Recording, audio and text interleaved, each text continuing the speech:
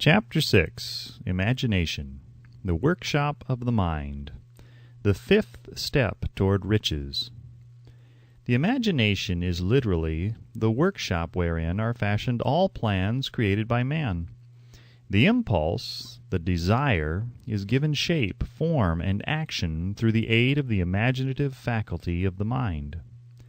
It has been said that man can create anything which he can imagine.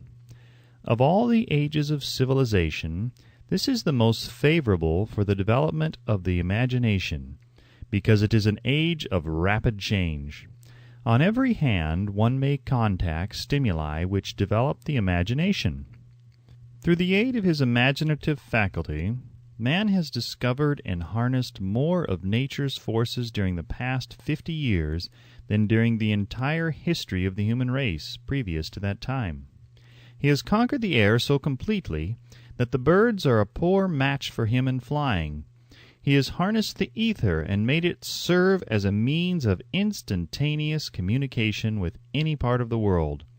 He has analyzed and weighed the sun at a distance of millions of miles, and has determined through the aid of imagination the elements of which it consists. He has discovered that his own brain is both a broadcasting and a receiving station for the vibration of thought, and he is beginning now to learn how to make practical use of this discovery. He has increased the speed of locomotion until he may now travel at a speed of more than 300 miles an hour. The time will soon come when a man may breakfast in New York and lunch in San Francisco. Man's only limitation, within reason, lies in his development and use of his imagination. He has not yet reached the apex of development in the use of his imaginative faculty. He has merely discovered that he has an imagination, and has commenced to use it in a very elementary way. Two forms of imagination. The imaginative faculty functions in two forms. One is known as synthetic imagination, and the other as creative imagination. Synthetic imagination. Through this faculty one may arrange old concepts, ideas, or plans into new combinations. This faculty creates nothing. It merely works with the material of experience, education, and observation with which it is fed. It is the faculty used most by the inventor, with the exception of the genius who draws upon the creative imagination when he cannot solve his problem through synthetic imagination. Creative imagination. Through the faculty of creative imagination, the finite mind of man has direct communication with infinite intelligence. It is the faculty through which hunches and inspirations are received. It is by this faculty that all basic or new ideas are handed over to man. It is through this faculty that thought vibrations from the minds of others are received. It is through this faculty that one individual may tune in or communicate with the subconscious minds of other men. The creative imagination works automatically, in the manner described in subsequent pages. This faculty functions only when the conscious mind is vibrating at an exceedingly rapid rate, as for example when the conscious mind is stimulated through the emotion of a strong desire. The creative faculty becomes more alert, more receptive to vibrations from the sources mentioned, in proportion to its development through use. This statement is significant. Ponder over it before passing on. Keep in mind as you follow these principles that the entire story of how one may convert desire into money cannot be told in one statement. The story will be complete only when one has mastered, assimilated, and begun to make use of all the principles. The great leaders of business, industry, finance, and the great artists, musicians, poets, and writers became great because they developed the faculty of creative imagination. Both the synthetic and creative faculties of imagination become more alert with use, just as any muscle or organ of the body develops through use. Desire is only a thought, an impulse. It is nebulous and ephemeral. It is abstract and of no value until it has been transformed into its physical counterpart. While the synthetic imagination is the one which will be used most frequently, In the process of transforming the impulse of desire into money, you must keep in mind the fact that you may face circumstances and situations which demand use of the creative imagination as well. Your imaginative faculty may have become weak through inaction. It can be revived and made alert through use.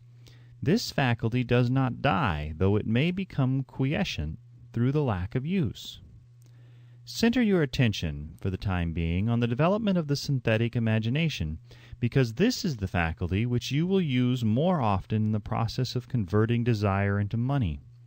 Transformation of the intangible impulse of desire into the tangible reality of money calls for the use of a plan or plans. These plans must be formed with the aid of the imagination, and mainly with the synthetic faculty. Read the entire book through, then come back to this chapter and begin at once to put your imagination to work on the building of a plan or plans for the transformation of your desire into money. Detailed instructions for the building of plans have been given in almost every chapter. Carry out the instructions best suited to your needs. Reduce your plan to writing, if you have not already done so. The moment you complete this, you will have definitely given concrete form to the intangible desire. Read the preceding sentence once more. Read it aloud, very slowly, and as you do so, remember that the moment you reduce the statement of your desire and a plan for its realization to writing, you have actually taken the first of a series of steps which will enable you to convert the thought into its physical counterpart. The earth on which you live, you yourself, and every other material thing are the result of evolutionary change, through which microscopic bits of matter have been organized and arranged in an orderly fashion. Moreover, and this statement is of stupendous importance, this earth, every one of the billions of individual cells of your body and every atom of matter, began as an intangible form of energy. Desire is thought impulse. Thought impulses are forms of energy. When you begin with the thought impulse, desire to accumulate money, you are drafting into your service the same stuff that nature used in creating this earth and every material form in the universe, including the body and brain in which the thought impulses function. As far as science has been able to determine, the entire universe consists of but two elements, matter and energy. Through the combination of energy and matter has been created everything perceptible to man, from the largest star which floats in the heavens down to and including man himself. You are now engaged in the task of trying to profit by nature's method. You are sincerely and earnestly, we hope, trying to adapt yourself to nature's laws by endeavoring to convert desire into its physical or monetary equivalent. You can do it. It has been done before. You can build a fortune through the aid of laws which are immutable, but first you must become familiar with these laws and learn to use them. Through repetition and by approaching the description of these principles from every conceivable angle, the author hopes to reveal to you the secret through which every great fortune has been accumulated. Strange and paradoxical as it may seem, the secret is not a secret. Nature herself advertises it in the earth on which we live, the stars, the planets suspended within our view, in the elements above and around us, in every blade of grass, and in every form of life within our vision. Nature advertises this secret in the terms of biology, in the conversion of a tiny cell so small that it may be lost on the point of a pin into the human being now reading this line. The conversion of desire into its physical equivalent is certainly no more miraculous. Do not become discouraged if you do not fully comprehend all that has been stated. Unless you have long been a student of the mind, it is not to be expected that you will assimilate all that is in this chapter upon a first reading. But you will, in time, make good progress. The principles which follow will open the way for understanding of imagination. Assimilate that which you understand as you read this philosophy for the first time. Then, when you reread and study it, you will discover that something has happened to clarify it and give you a broader understanding of the whole. Above all, do not stop or hesitate in your study of these principles until you have read the book at least 3 times, for then you will not want to stop. How to make practical use of imagination. Ideas are the beginning points of all fortunes. Ideas are products of the imagination. Let us examine a few well-known ideas which have yielded huge fortunes, with the hope that these illustrations will convey definite information concerning the method by which imagination may be used in accumulating riches. The Enchanted Kettle. 50 years ago, an old country doctor drove to town, hitched his horse, quietly slipped into a drugstore by the back door, and began dickering with a young drug clerk. His mission was destined to yield great wealth to many people. It was destined to bring to the South the most far-flung benefit since the Civil War. For more than an hour behind the prescription counter, the old doctor and the clerk talked in low tones. Then the doctor left. He went out to the buggy and brought back a large, old-fashioned kettle, a big wooden paddle used for stirring the contents of the kettle, and deposited them in the back of the store. The clerk inspected the kettle, reached into his inside pocket, took out a roll of bills, and handed it over to the doctor. The roll contained exactly $500, the clerk's entire savings. The doctor handed over a small slip of paper on which was written a secret formula. The words on that small slip of paper were worth a king's ransom. But not to the doctor. Those magic words were needed to start the kettle to boiling, but neither the doctor nor the young clerk knew what fabulous fortunes were destined to flow from that kettle. The old doctor was glad to sell the outfit for $500. The money would pay off his debts and give him freedom of mind. The clerk was taking a big chance by staking his entire life's savings on a mere scrap of paper and an old kettle. He never dreamed his investment would start a kettle to overflowing with gold that would surpass the miraculous performance of Aladdin's lamp. What the clerk really purchased was an idea. The old kettle and the wooden paddle and the secret message on a slip of paper were incidental. The strange performance of that kettle began to take place after the new owner mixed with the secret instructions an ingredient on which the doctor knew nothing. Read this story carefully. Give your imagination a test. See if you can discover what it was that the young man added to the secret message which caused the kettle to overflow with gold. Remember, as you read, that this is not a story from Arabian Nights. Here you have a story of facts, stranger than fiction, facts which began in the form of an idea. Let us take a look at the vast fortunes of gold this idea has produced. It has paid and still pays huge fortunes to men and women all over the world who distribute the contents of the kettle to millions of people. The old kettle is now one of the world's largest consumers of sugar, thus providing jobs of a permanent nature to thousands of men and women engaged in growing sugar cane and in refining and marketing sugar. The old kettle consumes annually millions of glass bottles, providing jobs to huge numbers of glass workers. The old kettle gives employment to an army of clerks, stenographers, copywriters, and advertising experts throughout the nation. It has brought fame and fortune to scores of artists who have created magnificent pictures describing the product. The old kettle has converted a small southern city into the business capital of the South, where it now benefits directly or indirectly every business and practically every resident of the city.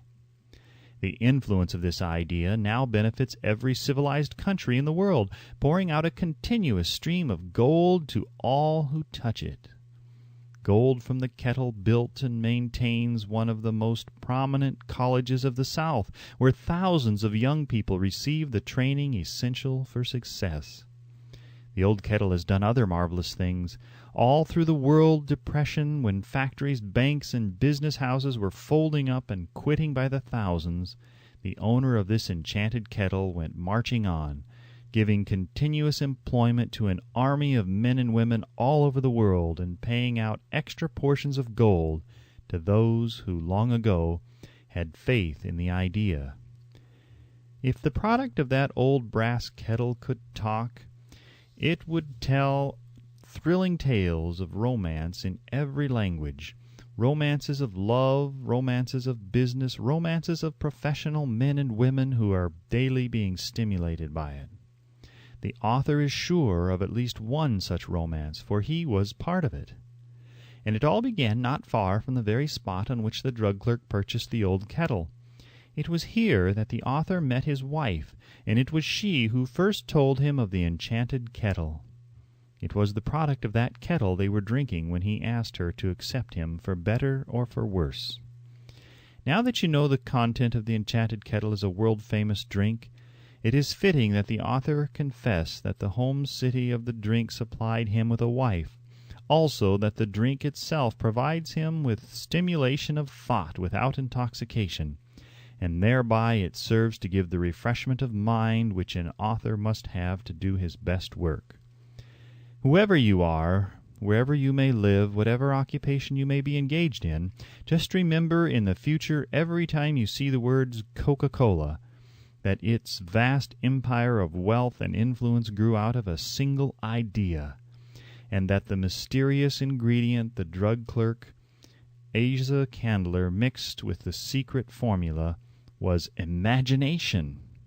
Stop and think of that for a moment. Remember also that the 13 steps to riches described in this book were the media through which the influence of Coca-Cola has been extended to every city, town, village, and crossroads of the world, and that any idea you may create, as sound and meritorious as Coca-Cola, has the possibility of duplicating the stupendous record of this worldwide thirst killer. Truly, thoughts are things, and their scope of operation is the world itself. What I would do if I had $1 million.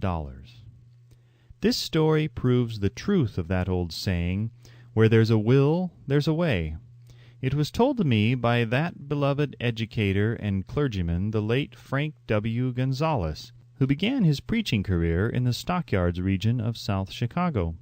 While Dr. Gonzales was going through college, he observed many defects in our educational system, defects which he believed he could correct if he were the head of a college. His deepest desire was to become the directing head of an educational institution in which young men and women would be taught to learn by doing. He made up his mind to organize a new college in which he would carry out his ideas without being handicapped by orthodox methods of education. He needed $1 million to put the project across. Where was he to lay his hands on so large a sum of money? That was the question that absorbed most of this ambitious young preacher's thought. But he couldn't seem to make any progress. Every night he took that thought to bed with him. He got up with it in the morning. He took it with him wherever he went. He turned it over and over in his mind until it became a consuming obsession with him. $1 million is a lot of money. He recognized that fact, but he also recognized the truth that the only limitation is that which one sets up in one's own mind. Being a philosopher as well as a preacher, Dr. Gonzales recognized, as do all who succeed in life, that definiteness of purpose is the starting point from which one must begin. He recognized, too, that definiteness of purpose takes on animation, life, and power when backed by a burning desire to translate that purpose into its material equivalent. He knew all these great truths, yet he did not know where or how to lay his hands on $1 million. The natural procedure would have been to give up and quit by saying, well, my idea is a good one, but I cannot do anything with it, because I never can procure the necessary $1 million. That is exactly what the majority of people would have said, but it is not what Dr. Gonzales said. What he said and what he did are so important that I now introduce him and let him speak for himself. One Saturday afternoon I sat in my room thinking of ways and means of raising the money to carry out my plans. For nearly 2 years I had been thinking, but I had done nothing but think. The time had come for action. I made up my mind, then and there, that I would get the necessary $1 million within a week. How? I was not concerned about that. The main thing of importance was the decision to get the money within a specified time, and I want to tell you that the moment I reached a definite decision to get the money within a specified time, a strange feeling of assurance came over me, such as I had never before experienced. Something inside me seemed to say, "Why didn't you reach that decision a long time ago? The money was waiting for you all the time."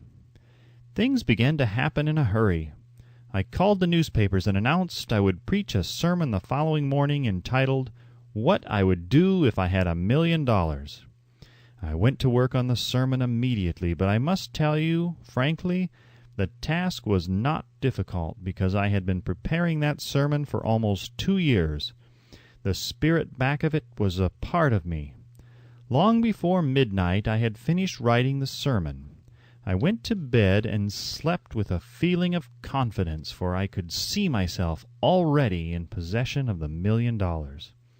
Next morning I arose early, went into the bathroom, read the sermon, then knelt on my knees and asked that my sermon might come to the attention of someone who would supply the needed money.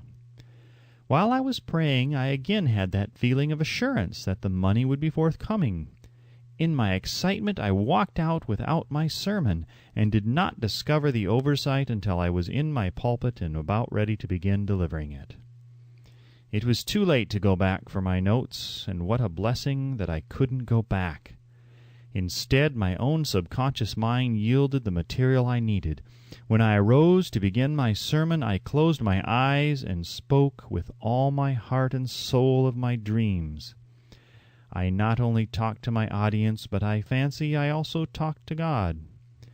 I told what I would do with $1 million if that amount were placed in my hands. I described the plan I had in my mind for organizing a great educational institution where young people would learn to do practical things and at the same time develop their minds. When I had finished and sat down, a man slowly arose from his seat about 3 rows from the rear and made his way toward the pulpit. I wondered what he was going to do. He came into the pulpit, extended his hand, and said, "Reverend, I liked your sermon.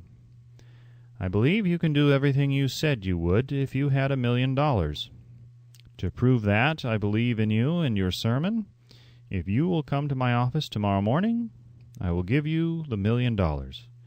My name is Philip D. Armoire." Young Gonzalez went to Mr. Armoire's office, and the $1 million was presented to him. With the money, he founded the Armoire Institute of Technology. That is more money than the majority of preachers ever see in an entire lifetime. Yet the thought impulse back of the money was created in the young preacher's mind in a fraction of a minute. The necessary $1 million came as a result of an idea. Back of the idea was a desire which young Gonzalez had been nursing in his mind for almost 2 years. Observe this important fact.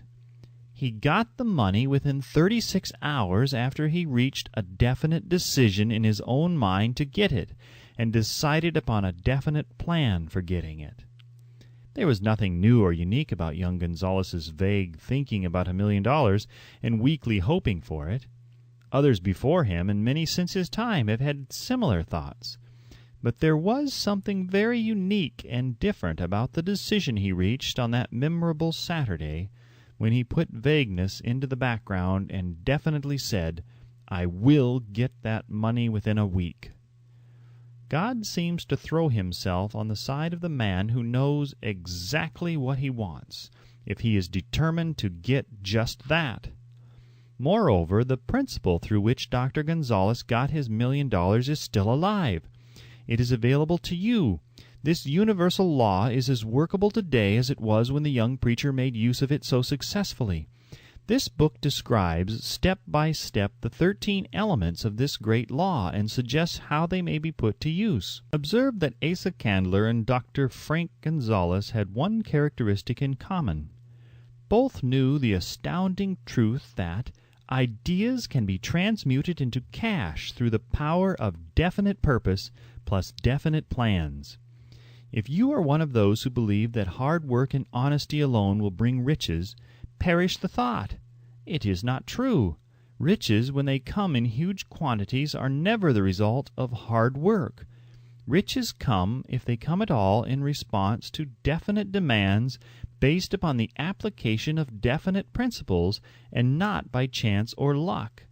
Generally speaking, an idea is an impulse of thought that impels action by an appeal to the imagination. All master salesmen know that ideas can be sold where merchandise cannot. Ordinary salesmen do not know this. That is why they are ordinary. A publisher of books which sell for a nickel made a discovery that should be worth much to publishers generally. He learned that many people buy titles and not contents of books by merely changing the name of one book that was not moving. His sales on that book jumped upward more than 1 million copies. The inside of the book was not changed in any way. He merely ripped off the cover bearing the title that did not sell and put on a new cover with a title that had box office value. That, as simple as it may seem, was an idea. It was imagination. There is no standard price on ideas. The creator of ideas makes his own price, and if he is smart, gets it. The moving picture industry created a whole flock of millionaires. Most of them were men who couldn't create ideas, but they had the imagination to recognize ideas when they saw them. The next flock of millionaires will grow out of the radio business, which is new and not overburdened with men of keen imagination. The money will be made by those who discover or create new and more meritorious radio programs and have the imagination to recognize merit and to give the radio listeners a chance to profit by it. The sponsor, that unfortunate victim who now pays the cost of all radio entertainment, soon will become idea conscious and demand something for his money. The man who beats the sponsor to the draw and supplies programs that render useful service is the man who will become rich in this new industry. Crooners and light chatter artists who now pollute the air with wisecracks and silly giggles will go the way of all light timbers, and their places will be taken by real artists who interpret carefully planned programs which have been designed to service the minds of men as well as provide entertainment. Here is a wide-open field of opportunity screaming its protest at the way it is being butchered because of a lack of imagination, and begging for rescue at any price. Above all, the thing that radio needs is new ideas. If this new field of opportunity intrigues you, perhaps you might profit by the suggestion that the successful radio programs of the future will give more attention to creating buyer audiences and less attention to listener audiences. Stated more plainly, the builder of radio programs who succeeds in the future must find practical ways to convert listeners into buyers. Moreover, the successful producer of radio programs in the future must key his features so that he can definitely show its effect upon the audience. Sponsors are becoming a bit weary of buying glib selling talks based upon statements grabbed out of thin air. They want, and in the future will demand, indisputable proof that the Who's It program not only gives millions of people the silliest giggle ever, but that the silly giggler can sell merchandise. Another thing that might as well be understood by those who contemplate entering this new field of opportunity: radio advertising is going to be handled by an entirely new group of advertising experts, separate and distinct from the old-time newspaper and magazine advertising agency men. The old-timers in the advertising game cannot read the modern radio scripts because they have been schooled to see ideas. The new radio technique demands men who can interpret ideas from a written manuscript in terms of sound. It costs the author a year of hard labor and many thousands of dollars to learn this. Radio right now is about where the moving pictures were when Mary Pickford and her curls first appeared on the screen. There is plenty of room in radio for those who can produce or recognize ideas. If the foregoing comment on the opportunities of radio has not started your idea factory to work, you had better forget it. Your opportunity is in some other field. If the comment intrigued you in the slightest degree, then go further into it, and you may find the one idea you need to round out your career. Never let it discourage you if you have no experience in radio. Andrew Carnegie knew very little about making steel. I have Carnegie's own word for this, but he made practical use of 2 of the principles described in this book, and made the steel business yield him a fortune. The story of practically every great fortune starts with the day when a creator of ideas and a seller of ideas got together and worked in harmony. Carnegie surrounded himself with men who could do all that he could not do, men who created ideas and men who put ideas into operation and made himself and the others fabulously rich. Millions of people go through life hoping for favorable breaks. Perhaps a favorable break can get one an opportunity, but the safest plan is not to depend upon luck.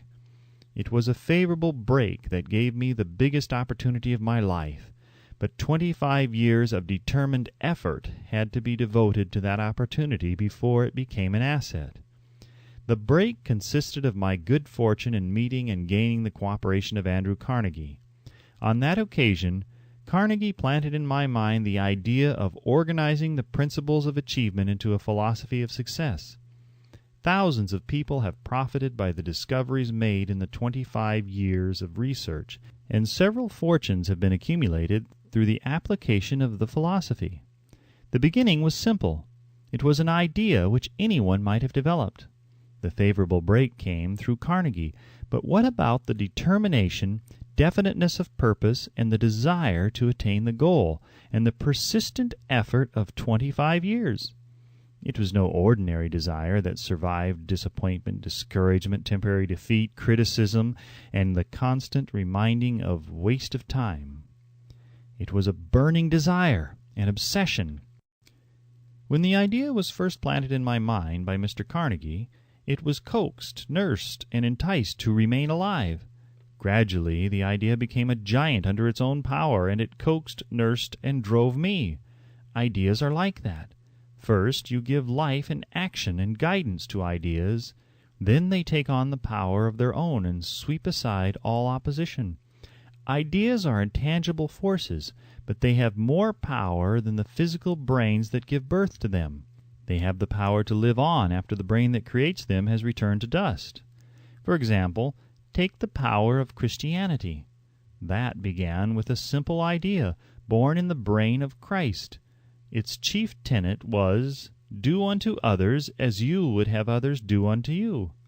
Christ has gone back to the source from whence he came, but his idea goes marching on.